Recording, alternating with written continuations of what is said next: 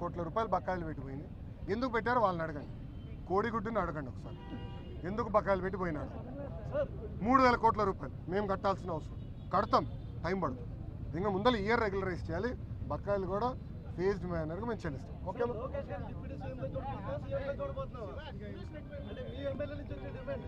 Telugu Desam party కార్యకర్తగా చూస్తున్నాను అంతే, నాకు అవసరం లేదు అనా. ఒక్క నిమిషం, చంద్రబాబు నాయుడు గారు నాకు ఏ బాధ్యత ఇచ్చినా అహర్నిశలు నేను కష్టపడతా, పని చేస్తా, పార్టీని బలోపేతం చేస్తా. అంతేగాని పార్టీకి చెడ్డ పేరు మటుకు నేను తీసుకురాను. మీరు చూశారు, పాదయాత్రకి వెళ్ళా, నా వల్ల పార్టీకి ఏనాడు ఒక ఇబ్బంది కలగదు.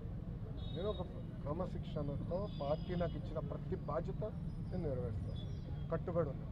కొత్త కమిటీల్లో నేను కూడా ఒక చర్చ చేస్తున్నా, రేపు పాలిట్ బ్యూరోలో డిస్కస్ చేస్తున్నా. ఒక వ్యక్తి ఒక పదవిలో 3 టర్ముల కన్నా ఎక్కువ ఉండకూడదు. నేను వ్యక్తిగతంగా నమ్ముతాను, అది నా వ్యక్తిగత అభిప్రాయం, పార్టీ అభిప్రాయం కాదు, నాయకుల అభిప్రాయం కాదు, నా అభిప్రాయం, లోకేష్గా నా అభిప్రాయం. నేను కూడా ఈసారి నేషనల్ జనరల్ సెక్రటరీగా ఉండకూడదని నేను భావిస్తాను. ఎందుకంటే 3 టర్ములు నేను అక్కడనే ఉంటున్నాను, వేరే వాళ్ళు కూడా అవకాశం రావాలి. గ్రామ పార్టీ నుంచి పార్టీలో మూవ్మెంట్ పాలిట్ బ్యూరో వరకు రావాలనేది నా లక్ష్యం, నా ఆలోచన. రైట్ ఆర్ రాంగ్ అది పెద్దలు నిర్ణయిస్తారు, నా ఆలోచన అది. అందుకే ఈసారి నేను కానీ రాము కానీ, మళ్ళీ రాము అంటే ఏడుస్తారు వైకాపాలో. ఎందుకు ఏడుస్తారు నాకు తెలియదు. రాము ఏమో నన్ను అన్నంటాడు, నేనేమో రాము అంటాను, ఇద్దరే.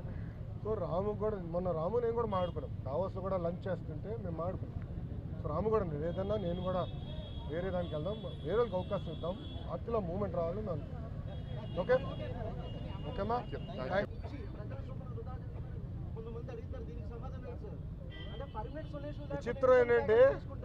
విచిత్రం ఏంటంటే చేయకపోతే ఏమో ప్రైవేటీకరణని మీరే అడుగుతారు, ఇస్తే ఏమో ప్రజల డబ్బు వృధా చేస్తాను అన్న. ఒక మాట, విశాఖ ఉక్కుకి చాలా ఎమోషనల్ అటాచ్మెంట్ ఉంది ఆంధ్ర రాష్ట్ర ప్రజలకు.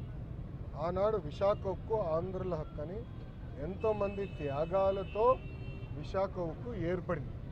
కొంతమంది అధికారుల ఇన్ఎఫిషియన్సీ వల్లనే, మళ్ళీ ఐఎమ్ రిపీటింగ్, కొంతమంది అధికారుల ఇన్ఎఫిషియన్సీ వల్లనే ఆ ఉక్కు ఫ్యాక్టరీ ఇలాంటి పరిస్థితికి వచ్చింది. లేదంటే it is one of the highest profit making. విశాఖకున్న టెక్నాలజీ కూడా అద్భుతమైన టెక్నాలజీ అన్న. నేను హైదరాబాద్లో ఇల్లు కట్టుకున్నప్పుడు విశాఖ స్టీలే వాడా, ఇప్పుడు అమరావతిలో ఇల్లు కట్టబోతున్నా విశాఖ స్టీలే వాడతా, ఎందుకంటే నాకు నమ్ముకుంది ఆ స్టీల్ మీద. క్వాలిటీ, ఒక్క నిమిషం వినండి, కూర్చోండి, క్వాలిటీ పైన నాకు నమ్ముకుంది, అంటే అంత మంచి టెక్నాలజీ ఉంది విశాఖ. కొంతమంది లీడర్షిప్ వల్ల దెబ్బతిన, అది నిర్మలా సీతారామన్ గారితో కూడా చర్చ జరిగింది.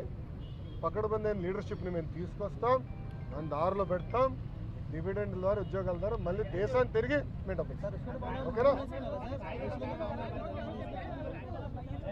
పాపం మీ వాళ్ళకి చోట్ల కారిపోతున్నాయి. ఒక్క నిమిషం, మళ్ళీ సమాధానం చెప్పతే పారిపోయారని మీరే రాస్తారు. బాగండి, చెప్పండి సార్. సారీ, రిపీట్ చేయండి సార్. సాయిరెడ్డి గారు ఏమన్నారండి, రాజకీయ సన్యాసం తీసుకుంటున్నా అని చెప్పారు. ఇంకా మళ్ళీ దాని పార్టీలో చేరేది అంటే టీడీపీలో చేరేది ఏమన్నా.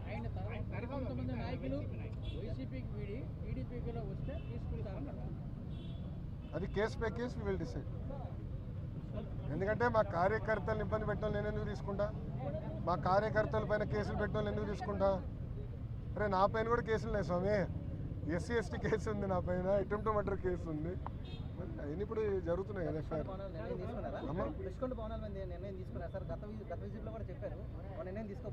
తీసుకోవాలమ్మా, ప్రజలకు ఓపెన్ చేయమంటారా, చూడాలేమో ప్రజలు కూడా.